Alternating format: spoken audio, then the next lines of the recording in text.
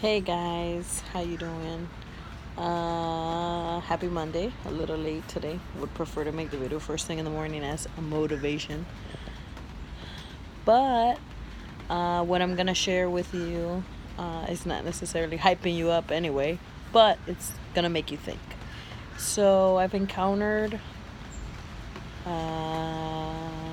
several situations where I present people new information and a lot of walls are put up because some of the new information is like legit rocking the paradigms they've had in their whole life, their whole upbringing. It's like foundation shaking.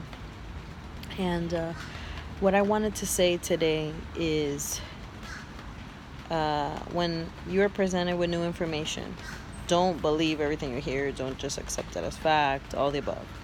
But if you're presented with something that kind of rocks your thinking, makes you go, that is a shocking statistic. That is a shocking thought. When you're presented with that,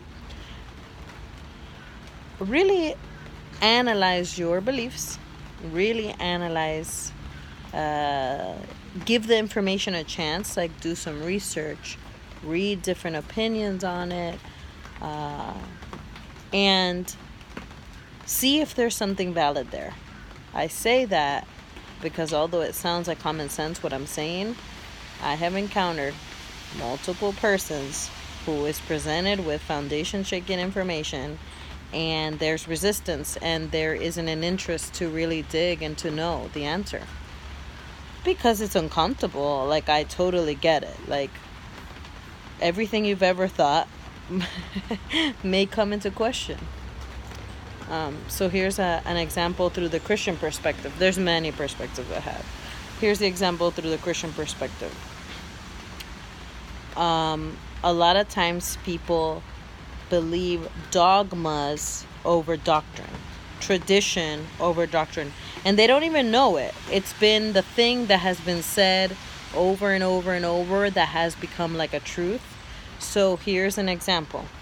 I believe that God heals sick people today. And if you go into the Bible and you see every single person that ever asked Jesus to heal them, Jesus healed them. He didn't turn away anybody. He didn't say, no, this affliction is for your good. No, you were supposed to endure this. No, he healed them. People came, asked, showed the faith that he could do it. He healed them. But not one person was turned away.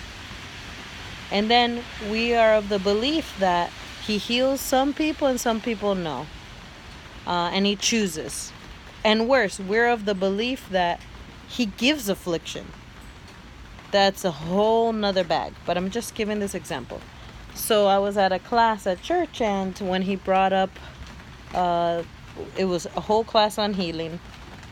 And I asked the question because when I have presented some of my thoughts to some people I know, one of the rebuttals about God doesn't always heal. It's if he chooses to.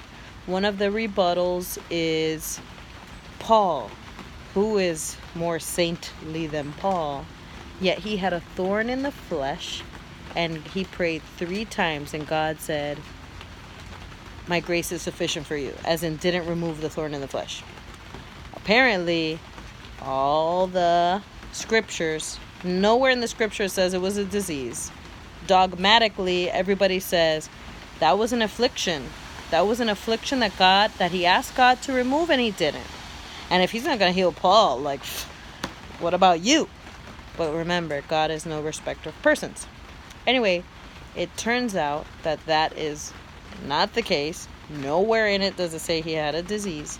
It was the people groups, one of which was the Judaizers, and the others were the Gnostics, that would go to the cities that he just finished setting up a church, teaching all the people Christianity.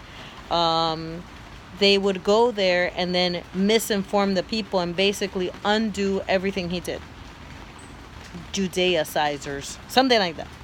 Sorry, going back to that thought because I know I didn't say it right.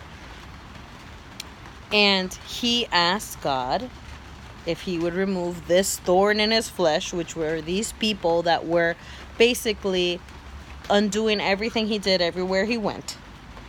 And he said, my grace is sufficient for you. And grace means the power in love moving through you. Grace is not a soft word.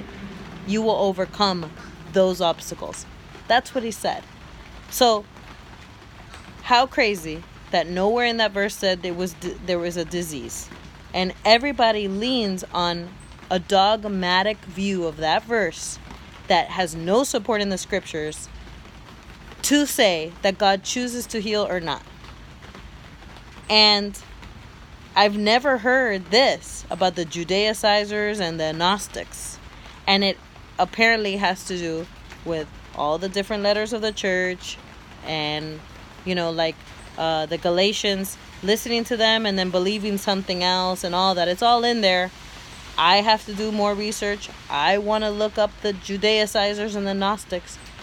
But, that was just mind-blowing. There's no evidence of what has been said to say God doesn't heal. No disease mentioned anywhere that Paul was afflicted with a disease. 1. And 2, here's this totally new angle that no one ever talks about. And that makes sense. Here's a guy trying to set up a new way of life, a new church, a new belief system that wasn't acceptable to most people, to a lot of people, and people coming and dismantling it. That sounds pretty plausible. So, as I mentioned, I got to do more research. I heard it from a person that I trust, so I believe what he's telling me, but it's new information to me. So now I got to do some more research. But let's say it's true. Just for the sake of this conversation, let's say that is 100% true. Suddenly, a dogma that a huge portion of Christians believe is not doctrine, and they're hanging their belief system on a lie, and they're losing out on what God has for them, like healing if you have sickness, because you have bought into this lie. So that's something that will rock a boat. You know what I'm saying? So I just presented this whole presentation, this whole idea, just to get you thinking that when you get new information and when you're presented with a new outlook, new statistics, and most of all, when you feel the moment somebody shares a stat with you, here's a good one that always rocks me every time I hear it, nearly to tears because it's so insane. In New York, there are more black babies aborted than born. In 2012, you could go look at it. I don't know what the newer records are, but everybody I know quotes this today. But in 2012, there was 12-something thousand black babies born, and there was a greater number, 12-something thousand black babies being aborted. If that's not a red flag that there is literally diminishing numbers of the black community through abortion, that's got to make anybody, even a person who is pro-choice, ask some questions. That's all that's supposed to do. Ask some questions. Why? Is it good for the community? What is the cause of it, And what are the long-lasting effects of something like that on a community? But when I heard that statistic, it threw me back. I couldn't even believe it that was true. And it made me think. It also made me think, which you can hear a lot of people who talk about Planned Parenthood and all these things, that they are literally geographically located for the most part in minority communities. Man, if that doesn't make you think that maybe this thing might have a not so good intent as you thought it once had, or as good marketing has declared that it's pro-women, pro-minority, when it's literally extinguishing minority communities just by the numbers. Out of the 40 million babies that have been killed in the United States of America, another stat, since Roe versus Wade in the 60s, 19 million are black people who aren't voters today, who who aren't alive. That's like 50% of all babies murdered in the womb are black babies. That right there, again, I'm not giving you any thoughts on what I think about all these matters. It's just things that make you go, make you think, make you question. So I could go down a rabbit hole, but all I was going to say, if you are confronted with a totally different way of thinking, if you got a stat that rocks everything you've ever thought in your life or everything you've ever been taught, don't diminish it and don't shove it under the rug. Give it honest time and effort to research, to think about it. You gotta always place everything that you think to be true on a dissecting table and always be open to correction, because I'm not perfect. You're not perfect. We're not perfect. We grew up a certain way, in a certain neighborhood, in a certain culture, with certain ideals, with certain mindsets, some of which come from our parents or grandparents and the things they went through, oppression or privilege or whatever, money, no money. I mean, we could go down the list of so many factors in your upbringing that will have eyes to see, glasses in a certain way, that we always gotta honor the presentation of new information. One, is it valid? Like, are these facts true? If I do some research, will I see these things? Like I said, the number of in 2012 of black babies born versus aborted, that is a fact that I saw reported on a government website. I actually read it with my eyes, something I researched.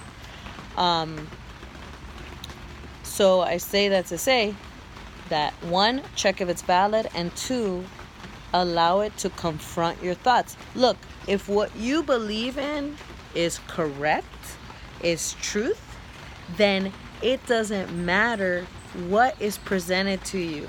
It can't dismantle your beliefs. It just cannot. If God, I believe in God, I'm a Christian. If God is who he says he is, and if he's real, then that means that the science will prove him, not disprove him, and so on and so forth. You get what I'm saying? So I'm not afraid of new information.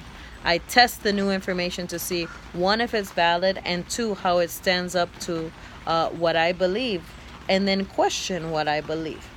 If God is who he says he is, then nothing will disprove him. It will prove him. And that's just one thing. If you believe in certain things and you stand hardcore on these beliefs, whatever is coming at you won't disprove it. It will prove it if it is a good standing argument, right?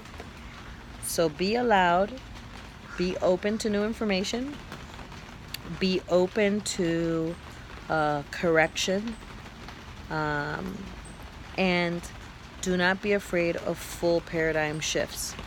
I'm probably sure I've had them multiple times in my life, but do not be afraid. What do you want to be? Why do you want to think the way you do? Is it because you were taught that way and no questioning? Or is it because you've actually taken an honest analysis of your belief systems and decided that it was a good belief system, right? So just throwing it out there. It's super uncomfortable thought, because how crazy that it's like the rug being pulled from under you for a full paradigm shift.